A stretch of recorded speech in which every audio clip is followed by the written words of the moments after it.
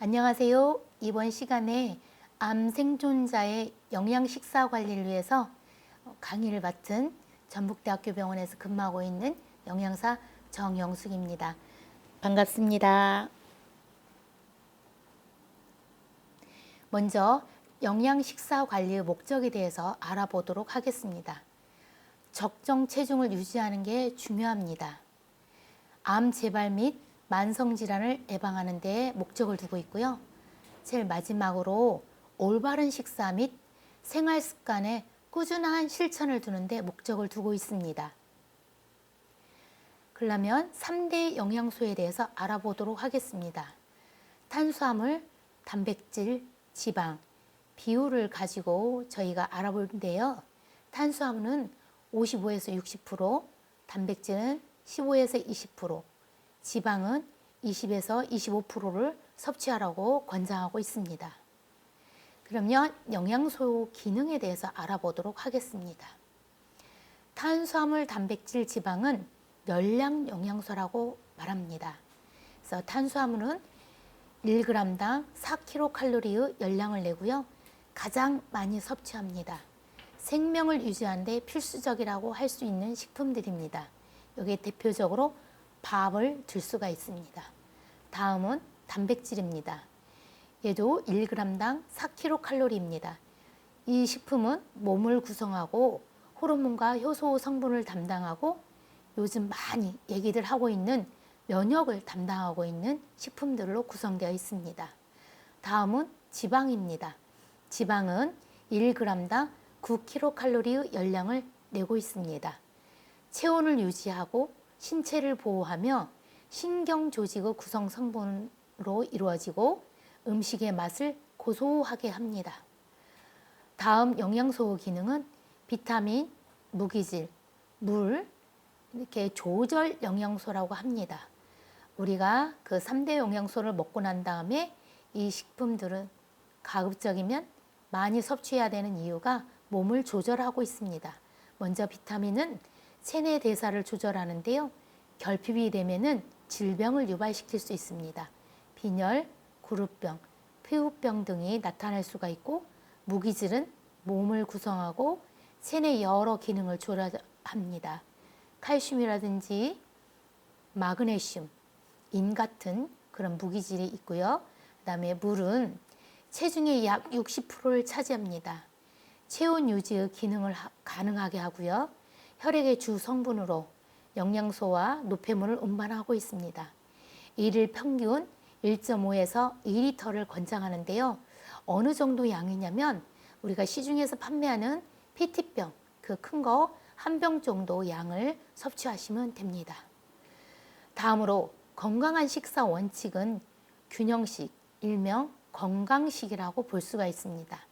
나에게 알맞은 양을 골고루 규칙적으로 식사하는 것을 나타냅니다. 그러면 원칙으로 첫 번째, 내게 알맞은 양을 식사하는 원칙을 세우시고, 두 번째는 골고루 먹기 위해서 그 원칙을 세우셔야 합니다. 마지막으로 규칙적으로 식사하는데 원칙을 세우셨으면 좋겠습니다. 나의 표준 체중을 알아볼까요? 체중이 적정 체중을 유지해야 된다고 처음에 말씀드렸듯이 키, 표준 체중 이렇게 나와 있습니다. 표준 체중을 구하는 공식은 법은 남자하고 여자하고 약간의 차이가 있습니다. 남자는 키 곱하기 키 곱하기 22, 여자는 키 곱하기 키 곱하기 21로 공식을 하는데요. 여기를 통해서 비만도를 알아보는 공식입니다. 다음으로 표준 체중 예를 구해 보겠습니다. 여성을 예를 들었을 때 키가 160인 사람이 현재 62 몸무게, 저울에 올라갔을 때의 몸무게입니다. 그러면 이것을 나의 표준 체중은 얼마인지 공식을 내보겠습니다. 1.6 곱하기 1.6 곱하기 20을 하면은 54 kg입니다. 그러니까 몸무게죠. 나는 54kg가 나가야 되는데 현재 62kg입니다. 약간 과체중이라고 볼 수가 있습니다. 다음은 식품 구성 자전거입니다. 이 식품 구성 자전거는 보건복지부하고 한국영양학회에서 만든 자전거입니다. 이 식품 구성 자전거는 균형 잡힌 식사를 하기 위해서 알기 쉽게 나타낸 그림입니다. 먼저 곡류, 우리가 아침, 점심, 저녁 몇 끼 섭취를 해야 되는 식품들이고요. 그다음에 고기, 생선, 두부, 계란, 단백질 꼭 몇 끼마다 적당량 드셔야 되는 식품들입니다. 그다음에 채소는 김치 빼고 2가지 이상 섭취하도록 되어 있고요. 과일 하루에 1개나 2개 정도. 그다음에 우유나 유제품 한 번이라든지 2잔 정도 마시도록 되어 있습니다. 그리고 곡류군입니다. 곡류군은 대표적으로 밥입니다. 흰밥, 잡곡밥 이렇게 말씀드릴 수가 있고요. 이 곡류군하고는 우리가 생명을 유지하는데 끝까지 드셔야 되는 식품들입니다. 근데 밥 외에 지금 감자, 고구마 이런 것들로 대체를 하시는 분들이 있는데요. 그러시면 권장하지 않아요. 왜냐하면요. 나 밥 대신에 감자나 고구마로 먹을래요. 그러면 골고루 식사를 유지하지 않습니다. 만일에 감자나 고구마를 드시게 되면 간식으로 드시는데요. 이 정도 양을 권장하고 있습니다. 약 70g 정도 될 수가 있습니다. 옥수수도 드시는 경우가 있는데요. 옥수수는 이 정도 이렇게 1개 정도 드시는 건 권장하지 않습니다. 이렇게 해서 드시도록 하고요. 그 다음에 저지방 어육류근입니다. 이 저지방 어육류근은 지방 함량이 적은 단백질은 풍부한데 지방 함량이 적은 어육류인데 대표적으로 쇠고기, 닭고기 이런 것들을 들 수 있습니다. 생선이 들어가고 있는데요. 양은 고기의 양은 이 정도, 생선, 흰살 생선 토막이 이 정도로 볼 수가 있습니다. 꼭 이 정도씩을 몇 끼마다 섭취하도록 권장하고 있습니다. 가급적이면 편식하지 않고 꼭 드시도록 섭취하고요. 다음은 중지방 어육류입니다. 여기는 등푸른 생선이 대표적으로 말씀드릴 수가 있는데요. 일주일이면 20일 21끼입니다. 그 중에서 등푸른 생선은 일주일에 한 4번 정도 그 정도 드시라고 권하고 있습니다. 그리고 여기 대표적으로 검정콩입니다. 두부라든지 이런 것들은 밥에 넣어서 섭취하라고 말씀을 드리고요. 두부 같은 경우는 손바닥 크기의 반절 정도 드시라고 권하고 있습니다. 그다음에 고지방 어육류입니다. 이건 대표적으로 삼겹살을 말씀드릴 수가 있는데요. 삼겹살보다도 섭취하는데 저희가 수육을 권장하고 있습니다. 수육을 드실 때는 마찬가지로 지방을 제거하고 드시라고 권하고 있습니다. 그 다음에 요즘에 많이 드시는 식품이 치즈입니다. 치즈는 고지방 식품입니다. 근데 요즘에 저지방 치즈가 나와 있어요. 만일에 치즈를 선택하신다고 하면 지방 함량이 적은 치즈를 권하고 있습니다. 다음은 채소군입니다. 채소를 우리 암 생존자분들이 많이 드신다고 그래요. 그러면 어떻게 드세요? 여쭤보면은 배추김치, 양파김치, 깻잎김치 그렇게 드시는데요. 그렇게 김치로 해서 드시는 건 권장하지 않아요. 왜냐하면요. 소금 함량을 너무 많이 섭취하기 때문이죠. 가급적이면 김치는 한 종류만 드시고 이렇게 야채를 접시가 이 정도 크기만하게 2접시 정도 드시라고 권하고 있습니다. 그래서 식이섬유가 많고 무기질, 비타민이 많은 채소를 많이 권장하고 있습니다. 다음은 지방입니다. 지방은 참기름, 들기름, 야채에 나물 무칠 때 같은데 듬뿍 넣어서 사용하셔도 되고요. 다음에 간식으로 견과류를 드시는 경우가 있습니다. 견과류에 땅콩 같은 거 드실 경우에는 10알 정도, 아몬드는 7에서 8알 정도 권장합니다. 요즘 시중에서 판매되고 있는 하루 견과 같은 거, 예를 들어서 팩으로 나와 있는 그런 견과류에는 그 안에 건 과일이 들어 있습니다. 그걸 드실 때는 건 과일은 빼고 견과류만 섭취하시면 좋겠습니다. 다음은 우유입니다. 우유는 저지방 우유를 권장하는데요. 영양사님, 우유보다는 제가 우유를 먹으면 속이 안 좋아요. 그래서 두유는 어때요? 그렇게 질문을 합니다. 예, 두유를 드셔도 됩니다. 하루에 한두 잔 정도 권장하는데요. 요즘 두유는 식품에 너무 많이 나와 있습니다. 꼭 영양 성분을 확인하셔가지고 당분량이 너무 높지 않는 두유를 선택하셨으면 좋겠습니다. 다음은 과일입니다. 우리 암 생존자분들이 밥 대신에 식이섬유가 많고 여러 가지 영양소가 많은 과일로 밥 대신에 식사를 대체하는 분들이 많은 걸로 저는 보았습니다. 그 중에서 굉장히 쉽게 접하는 바나나를 드시는데요. 바나나를 대체적으로 이보다 큰 1개 정도나 2개 정도 드시더라고요. 가급적이면 과일을 드실 때는 바나나 양은 이 정도 권장하고 있습니다.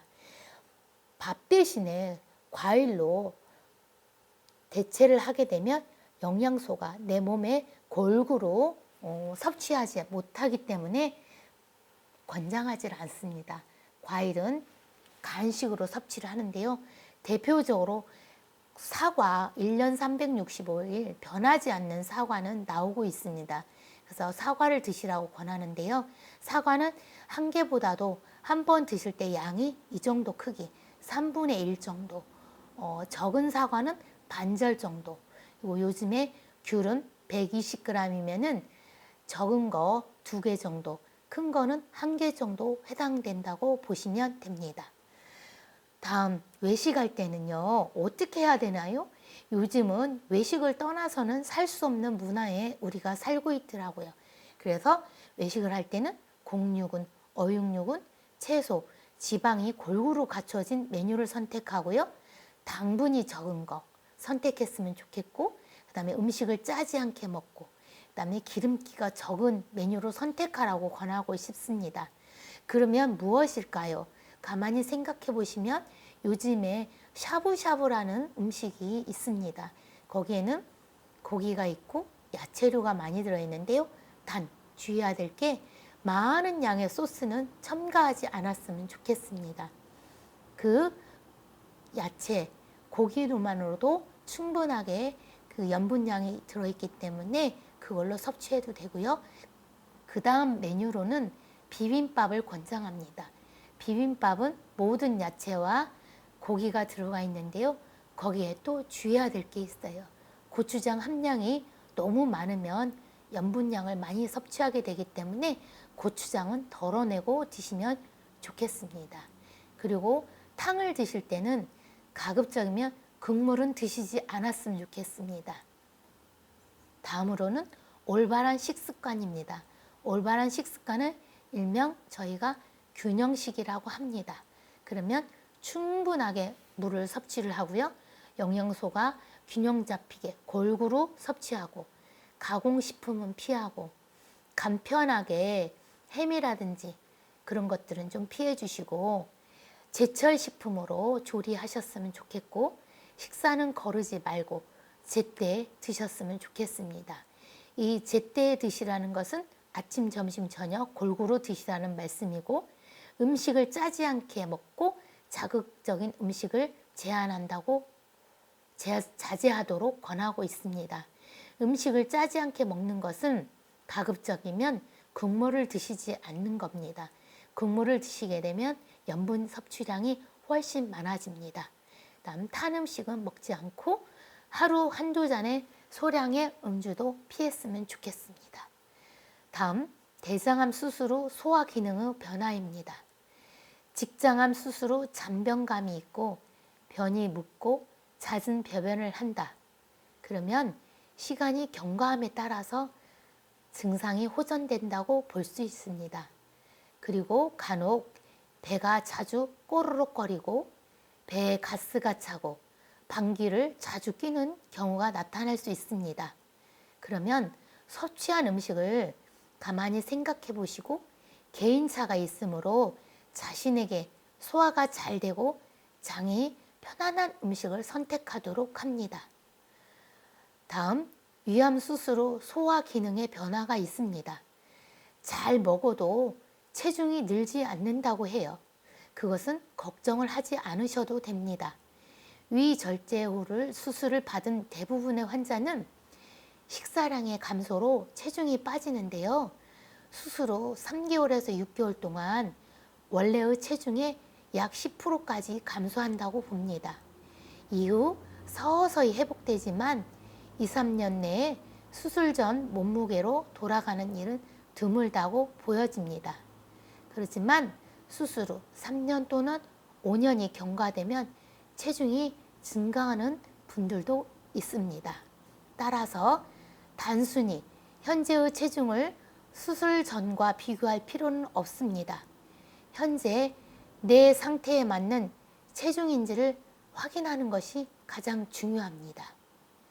다음, 위암 수술 후에 소화 기능의 변화가 설사를 자주 한다고 합니다. 수술 후 약 10에서 20% 정도 환자가 설사를 경험을 한다고 합니다. 특히 평소보다 과식을 한다든지 음식을 급하게 먹거나 먹지 않던 음식을 먹거나 자극적인 음식을 먹을 때 더욱 번번이 일어난다고 합니다. 예를 들면 국에 밥을 말아 먹는다든지 외식을 해서 과식을 하는 경우가 나타날 수가 있는데요. 다행히 대부분의 시간이 경과하면 점차 해소되지만 증상이 심할 경우에는 일시적으로 약물 처방이 필요할 수 있으므로 전문의와 상의를 해야 합니다. 궁금해요. 우리 암 생존자분들이 굉장히 궁금해하는 부분들이 있습니다. 그 몇 가지를 한번 알아보도록 하겠습니다. 영양사님, 밀가루로 만든 음식을 먹어도 되나요? 대표적으로 면을 들 수가 있는데요. 너무 많이 좋아하시고 선호하시더라고요. 첫째는 밥을 권장해요. 그렇지만 정말 내가 오늘은 정말 밥을 먹기가 힘들어. 그래서 면을 먹고 싶을 때는 가급적이면 단백질이나 야채가 들어가 있는 바지락 칼국수라든지 우동 같은 걸 권장하는데요. 국물보다도 건더기를 권장합니다. 근데 밀가루 음식 먹어도 된대. 그래서 매일 드시는 건 권장하지 않습니다. 어쩌다 한번 가급적이면 정말 입맛 없을 때만 권장하고 있습니다. 그 다음에 육류를 먹어도 되나요? 예, 드셔도 됩니다. 어느 분은 내가 예전에 고기를 너무 많이 먹어서 이렇게 질병이 왔었나? 그런 분들이 암 생존자 후에도 고기를 전혀 안 드세요. 그러면 면역력을 담당하고 있는 단백질 식품이 전혀 없으면 큰일 나요. 그렇기 때문에 몇 끼마다 고기, 생선, 두부, 계란 드시는데 쇠고기, 돼지고기, 닭고기 드시더라도 껍질이라든지 지방은 제거하고 꼭 드셔주세요. 그 다음, 건강보조식품을 먹어야 하나요? 예, 이 질문은 사람마다 개인차가 크고요. 아직은 건강보조식품에 대해서 안정성이라든지 그 효과가 입증되지 않았습니다. 그래서 각 개인차가 크므로 정말 드시고 싶으면 전문의와 상의를 꼭 하시기 바랍니다. 그 다음, 보신탕 먹어도 되나요? 큰 수술을 하고 난 다음에 보신탕을 굉장히 많이 선호들 하는데요. 보신탕보다도 수육을 권장합니다. 수육은 살코기로 해서 드시는 걸 권장합니다. 근데 그런 분이 계세요. 수육을 먹어도 된대. 그래서 많이 드시는 건 권장하지 않습니다. 대체적으로 내가 드셔야 할 양을 드시는 걸 권장하고 있습니다. 다음, 즙이나 액기스를 먹어도 되나요? 농축된 즙, 농축된 액기스는 권장하지 않습니다. 현재 우리 환자분들에게 이 또한 안전성이라든지 효과에 대해서 입증이 된 게 없습니다.